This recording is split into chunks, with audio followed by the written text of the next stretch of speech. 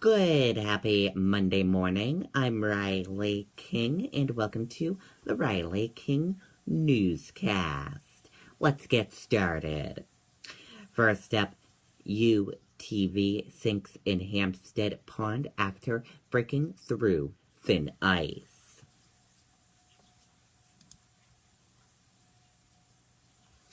New Hampshire Fish and Game is warning off-road riders to be cautious of thin ice after a utility task vehicle sinks in a Hampstead pond.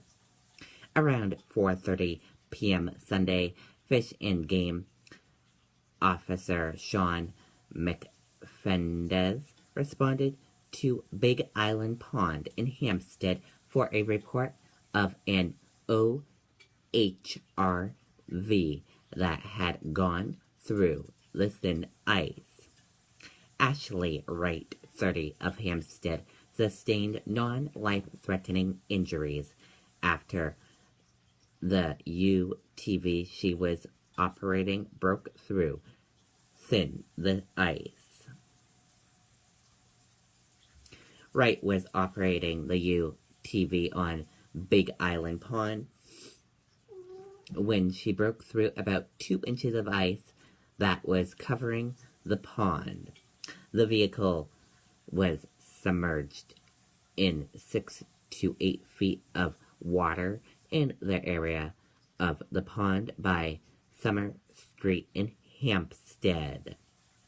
Wright and her passenger were able to get themselves to safety before the UTV sank to the bottom of the pond, according to Fish and Game.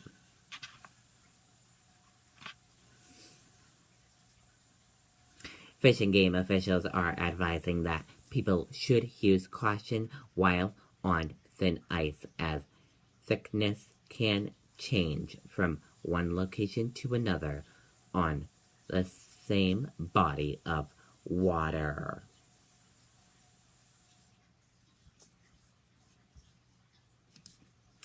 Victim in suspicious death at Nashua apartment ID'd. AG declares case homicide. A suspicious death at an apartment on Friday has been ruled a homicide, announced New Hampshire Attorney General Joseph A. Foster and Nashua Police Chief Andrew Lavoie. Police found a dead man at 32 Kingsling Street, Apartment 1, when they responded to a requested welfare check. The man was identified as Javier Rivera Aferrando, age 45. An autopsy revealed he died of blunt force trauma to the head. There were multiple injuries. The investigation is ongoing, but law enforcement does not believe the public is in danger. Anyone with relevant information is asked to contact the Nashua Police Department at 603-594-3500.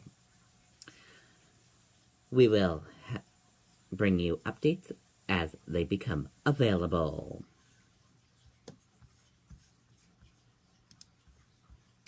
15 injured after passenger van collided with box truck. Let's take a listen to this video from NBC Boston.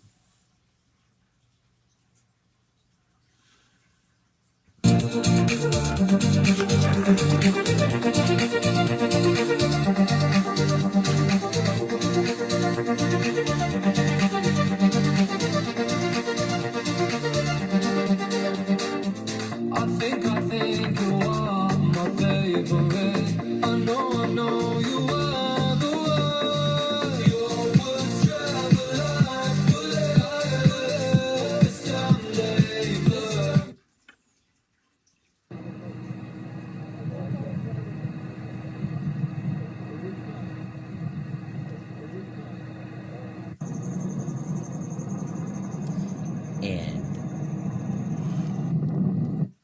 as you see in that video of them colliding. Multiple people are injured after a passenger van collided with a box truck in Falmouth, Massachusetts.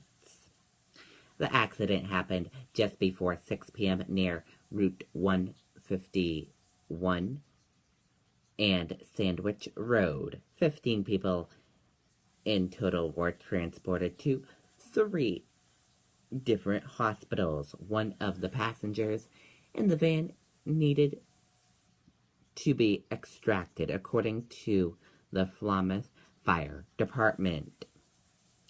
4 of the injuries were considered serious. However, officials say none of the injuries were life-threatening. None of the passengers in the box truck were injured. The crash is currently under investigation.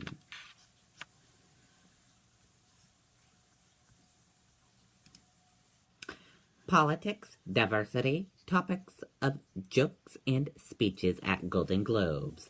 Let's take a listen to this video from ABC News.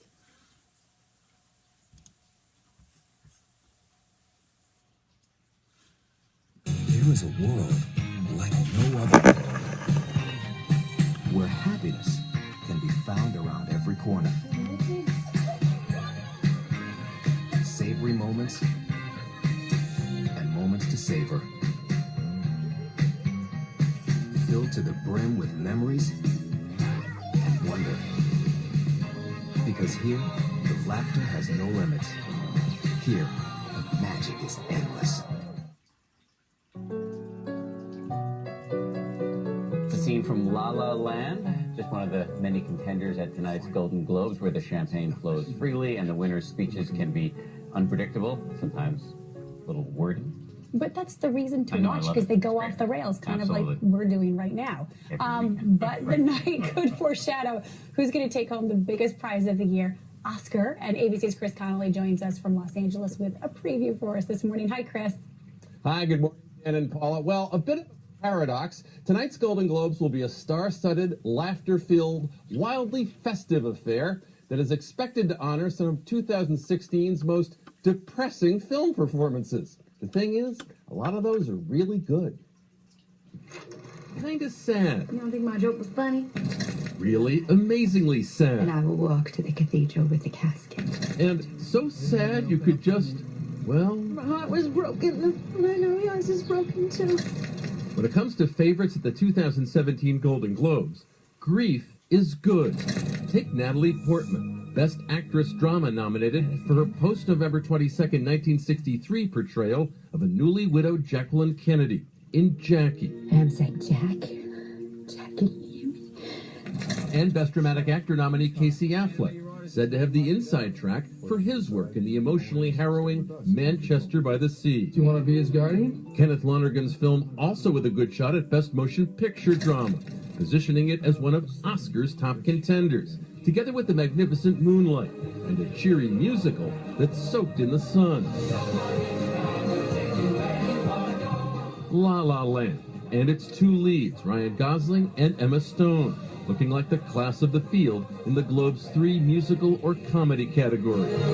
With the Best Actress challenge from Annette Bening in 20th Century Women and career honoree Meryl Streep in Florence Foster Jenkins. Why, that seemed perfect to me. Viola Davis of Fences getting the early buzz in supporting actress. I gave 18 years of my life to stand in the same spot as you. While everyone's been loving Mahershala Ali's efforts in Moonlight. You in the middle of the world. Fine films all, but none of them yet close to a $100 million smash. At award shows these days, if you want to find a big hit movie, you have to look in the animation categories, where Moana and Zootopia are found. I got kids! Officer Hawk! I am in pursuit! Woo!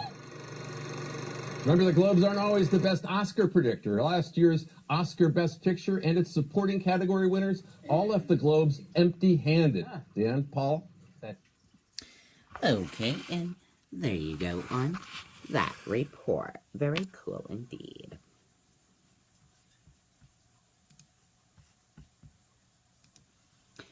Chinese state tabloid warns Trump end one China policy, and China will take advantage. State-run Chinese tabloid Golden Times warned U.S. President-elect Donald Trump that China would take advantage if he rechanged on the One China policy only hours after Taiwan's president made a controversial step over in Houston.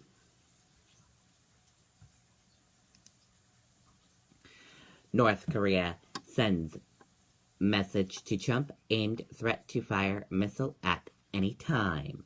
Let's take a listen to this video from CNN. Is currently implementing the most recent UN Security Council Resolution 2321, and one important element of that resolution is for China to considerably cut down its coal import from North Korea. And China is already doing that. Since December of 2016, China has suspended coal import from North Korea based on some reports. However, still there is significant limitation of what the newest round of economic sanction can do to curtail North Korea's nuclear and missile development.